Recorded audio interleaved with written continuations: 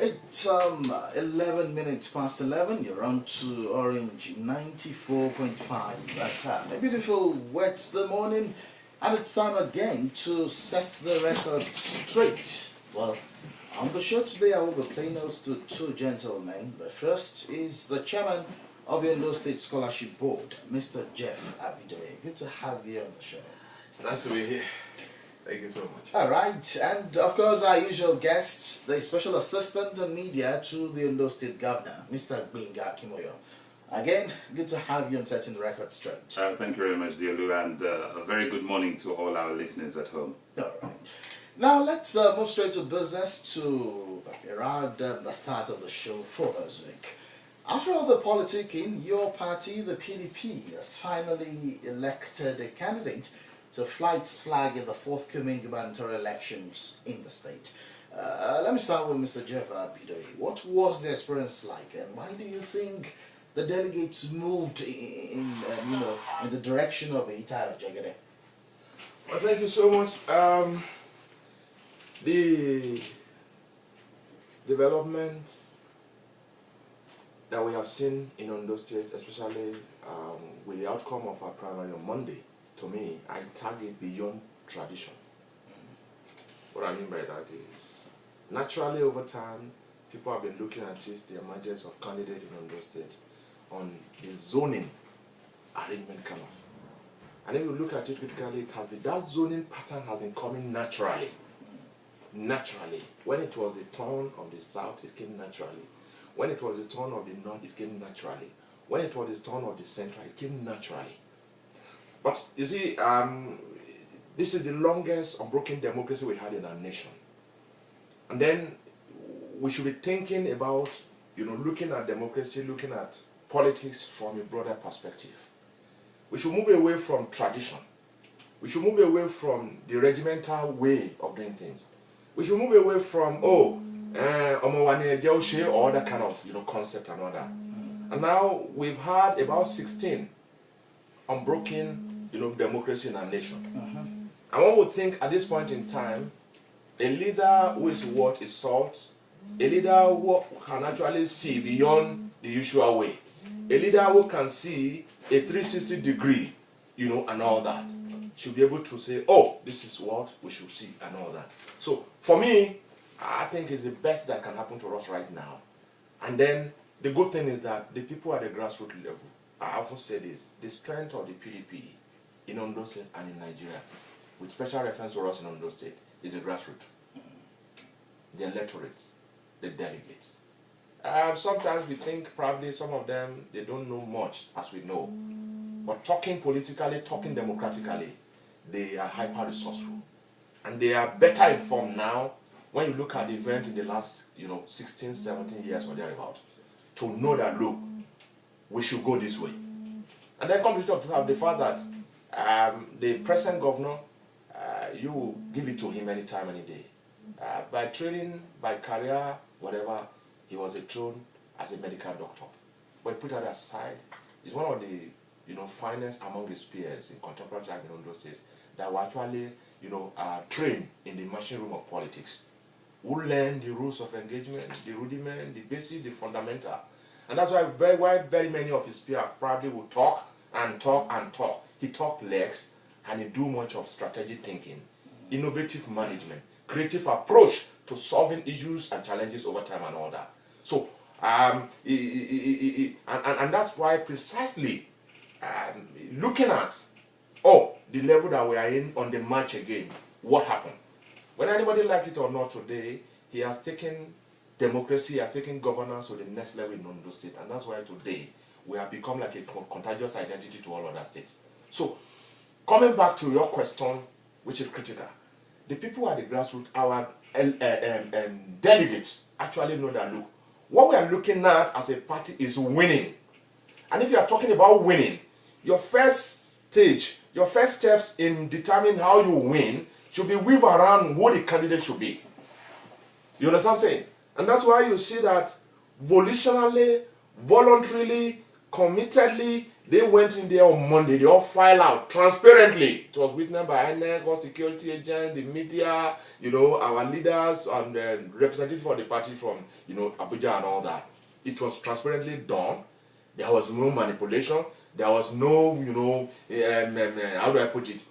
Nobody, you know, first, willingly, the people came out there. They've seen that, look, the era we are entering, in terms of, you know, this forthcoming election, it's not be because, oh, this person is this and that. We're looking at a man that we can pick that has what it takes to win, a brand whose profile cut across party divide, a personality that has an intimidating profile. And that's why willingly our people file out and they cast their vote, you know, for well, choice. if you're saying willingly the people actually filed out to make that choice, to some people they feel, well, it will naturally end that way because prior to the day your party had the primaries, Mr. Adeolu Gboyega has been imposed on the delegates. What's your reaction to that, Mr. Akinmoyo? Well, thank you very much, Adeolu, for that question. Just to add a little bit more gloss to what my friend Jeff Abidoye has said about the choice.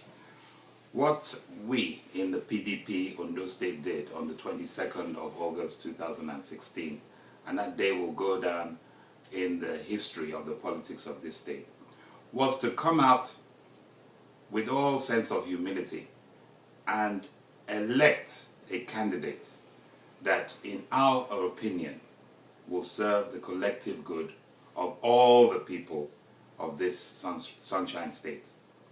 We went to the primaries on Monday and we chose a leader who, in our opinion, and this is reflective of the percentage of votes that he was able to amass, a leader for tomorrow whose sense of compassion for masses and for the masses of this state will be keenly matched with his keen desire to ensure that the rich remain comfortable in this state.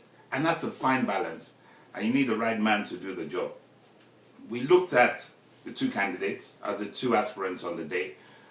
Credit to him, Honorable Sakalawal, went up in a David and Goliath contest.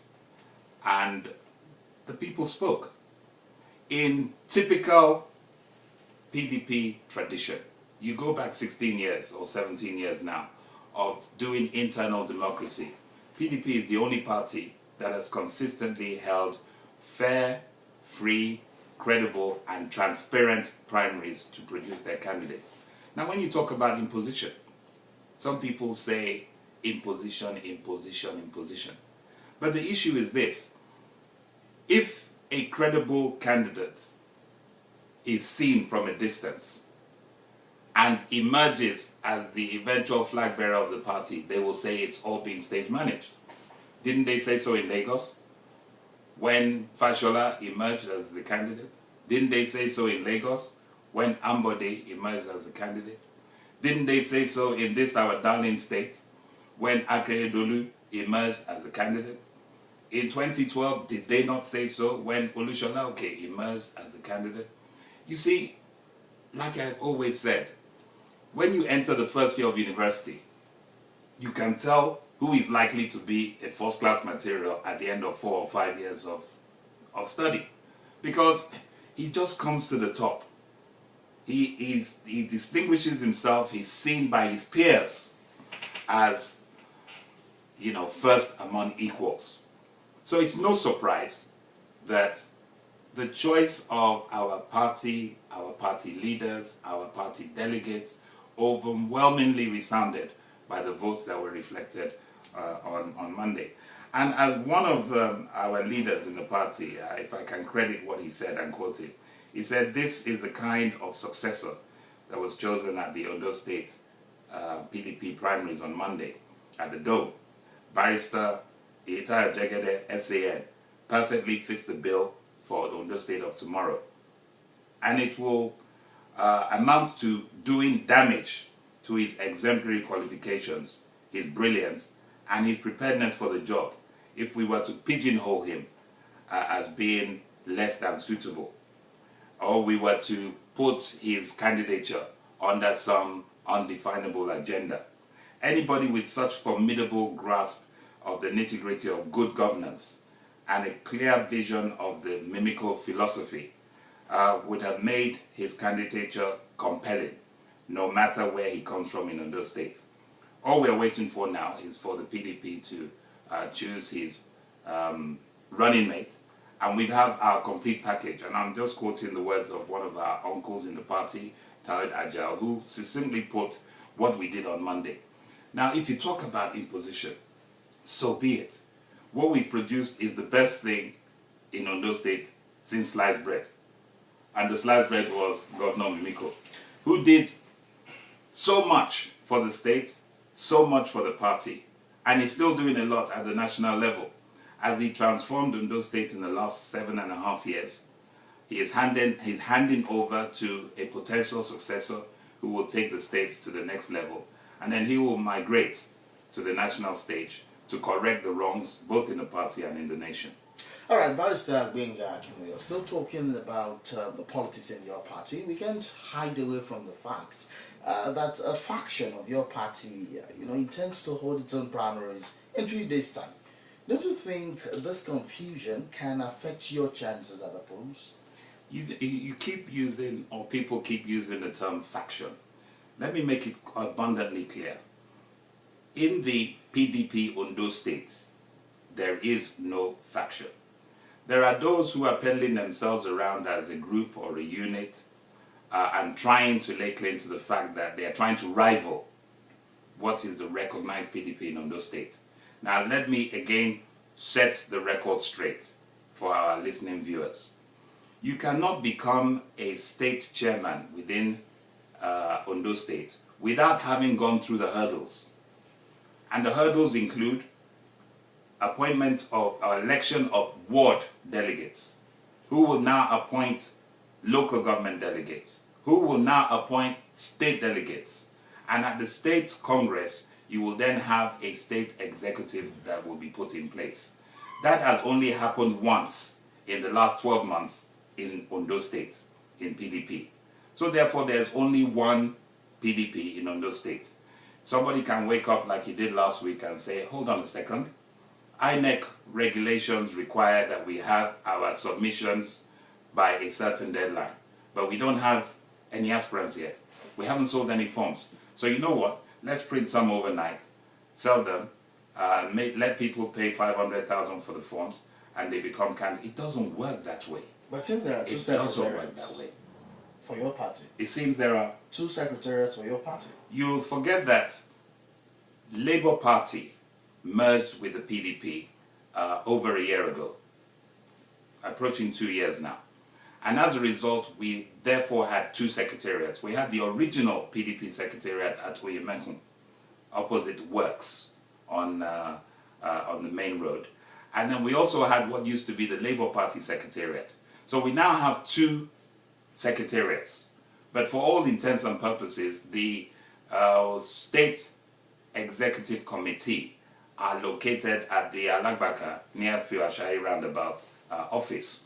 The other one is an annex to the office. And I hasten to add that forms were only sold for the PDP at the Alagbaka office and were received or given out by the authentic sources. So if forms were sold in some View Hotel or Royal Bird Hotel or wherever, maybe you pay that for can those be adverts. or any other hotel or any beer parlor, and then they come forward and say that they are aspirants or candidates, then that's just not acceptable. Okay, Mr. Jeff Abidoye, at a time like this in Nigerian politics, it's common to see politicians change camps, of course, to one that suits their interests. Now, is the PDP open to such an arrangement in Ondo State? Well, thank you so much for that question. The question you just asked is fundamental. Talking about people crisscrossing, moving from one camp to the other. I think we might not be where we think we ought to be, but we're actually no more where we used to be. Crisscrossing, cross-carpeting, running up and down in the name of personal aggrandizement, selfish motives, and parochial agenda is pardonable within the first 4 to 8 years of our this dispensation. All right, it is acceptable. It is, one can waive it maybe when we go into the 12th year.